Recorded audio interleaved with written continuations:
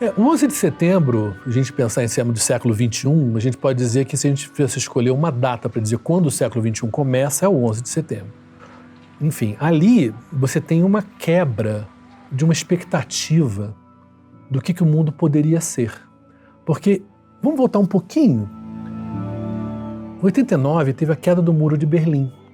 Quando o Muro de Berlim acaba aquilo ali, e em pouco tempo os países comunistas deixam de ser comunistas, você, de certa maneira, a maior fonte de tensão e de divisão do mundo, que era o lado capitalista e o lado comunista, desaparece.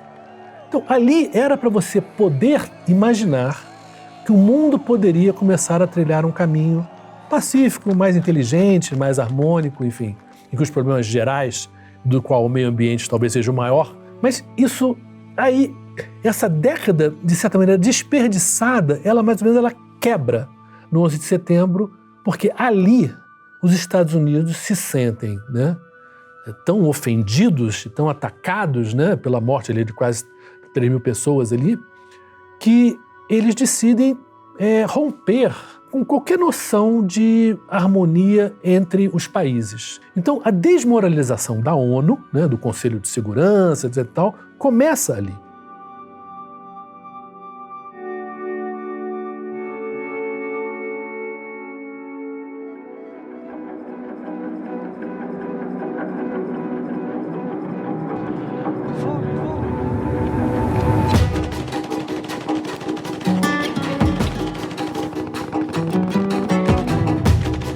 Eles já tinham atacado o Afeganistão, que foi, assim, compreensível no sentido de que o Bin Laden estava no Afeganistão, mas estranho, né?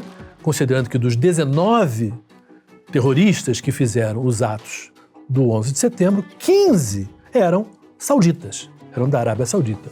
Quer dizer, pelo amor de Deus, 15 de 19 esse ataque ao Afeganistão e nada na Arábia Saudita? Mas é claro, onde é que está o petróleo? Na Arábia Saudita. É o país mais importante para a indústria de petróleo do mundo, porque é onde tem uma torneira que, se ela abre, ela controla o preço do petróleo para não disparar muito para cima, eles produzem mais. Se o preço está muito baixo, eles produzem menos. Então esse controle é em grande parte feito pela Arábia Saudita, ainda mais naquela época. O primeiro ataque pós-11 de setembro é contra o Afeganistão. O Afeganistão, que já vivia de guerras desde os anos 70, né? Teve anos com a União Soviética, ficou 8 anos lá, guerra, depois guerra entre eles mesmo, uma guerra civil, que foi que destruiu mais coisa mesmo, foi a guerra civil. O Afeganistão, eu me lembro até de um cara falar que nem existiam lugares que valessem $1 milhão que custa cada míssil que eram jogados lá, entendeu? De tão pobre que o Afeganistão é, muito, muito atrasado. Aí, em 2002, você começa a ter nos Estados Unidos, um zoom de precisamos atacar o Iraque, que o Iraque tem ligações com a Al-Qaeda.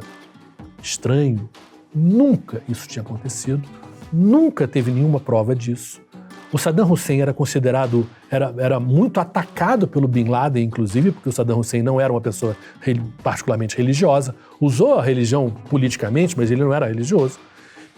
Mas existia essa vontade de atacar o Iraque. O que o Iraque tem? Tem petróleo? Tem muito petróleo? Tem. Petróleo, e não só um petróleo barato, que ele é fácil de tirar da terra. O Iraque é um país artificial inventado por uma mulher.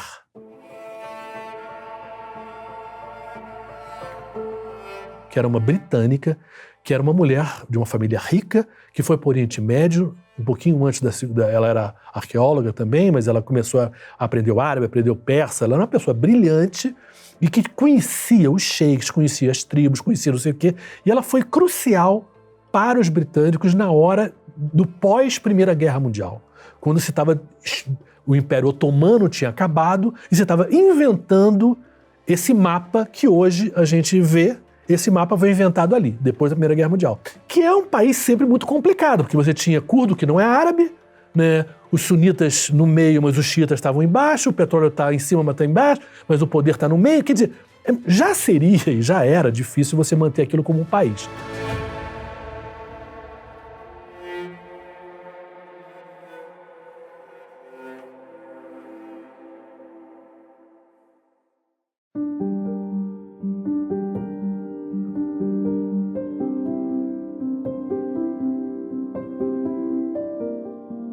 E o Saddam Hussein, que tinha sido já atacado em 91, a Guerra do Golfo, mas os americanos tinham recuperado o Kuwait na época, né? Mas os americanos não entraram lá. E o Saddam Hussein continuou no poder com sanções econômicas aprovadas na ONU contra o regime do Saddam Hussein. Então, ao longo de 2002, você via essa coisa de vamos atacar o Iraque, e aí você tem várias forças nos Estados Unidos, das quais talvez a mais preponderante é a indústria militar. A indústria militar americana precisa de guerras, gosta de guerras, porque é a que faz a venda, né, e o comércio continuar. Então existia, e sempre existiu, e continua existindo, um lado da política, dos lobbies em Washington, da indústria militar, querendo guerras, né? E o Saddam Hussein incomodava os Estados Unidos por um outro lado também. O Saddam Hussein era o principal inimigo de Israel e o país mais militarizado do Oriente Médio na época, o que tinha um grande exército, etc. E tal. Tinha, teoricamente, destruído as suas armas de destruição de massa a partir de 91. Mas não tinha como provar que tinha feito isso. E o Saddam Hussein começaram a ter aquelas inspeções, enfim, para ver o que tinha. Mas você não vai nunca poder revistar um país inteiro e provar que nada existe, né? Sempre pode ter um buraco em algum lugar. E, em nome disso, os Estados Unidos o governo americano foi o tempo todo dizendo na ONU e para o mundo que ia atacar de qualquer maneira, não importasse, sem nenhuma prova. My fellow citizens, at this hour, American and coalition forces are in the early stages of military operations to disarm Iraq, to free its people, and to defend the world from grave danger. Ali, naquele momento, você tinha apenas 3 países realmente apoiando, que eram os Estados Unidos, a Inglaterra, né, a Grã-Bretanha, a Espanha, os 3 principais, né, do lado ocidental, né? Polônia também deu um certo apoio. Quando tem um ataque em 2003, já se sabia que ia ter o ataque, porque já estava anunciado, quer dizer, não adianta. E eu fui para lá, mandado pela TV Globo, para o Kuwait, porque naquele primeiro momento, toda a imprensa do mundo estava no Kuwait esperando, porque do Kuwait queria se lançar esse ataque das tropas americanas e britânicas contra o Iraque. Começou primeiro, claro, uma guerra aérea, né, de bombardear.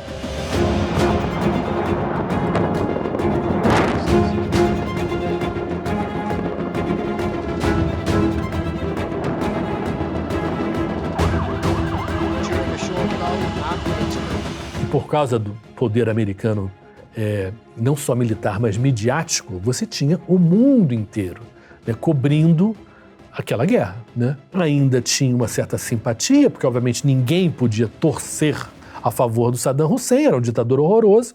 Então, num primeiro momento, existia de fato uma simpatia. Ali o que eu notei muito, muito claramente é como nós, repórteres, a gente é muito vulnerável à questão da urgência da notícia. E a gente pode dizer várias coisas a favor de uma Globo News ou de qualquer emissora que faz jornalismo 24 horas. Mas qualidade não é uma delas. Por uma razão muito simples. Porque quando sai uma notícia, quando você tem um programa de uma televisão 24 horas, você quer dar aquela notícia logo. Você não quer que o outro dê antes de você. Então você não checa. Muitas vezes você nem consegue checar. Então você é muito vulnerável a fake news. E fake news dos governos. O governo americano falava coisas que você não tinha como checar. Você no máximo podia falar, né? Entrava lá falando ao vivo, não. Segundo o governo americano, as tropas, não sei o quê. Mas chegou uma hora que você acaba passando uma ideia de que aquilo de fato é real, quando não é.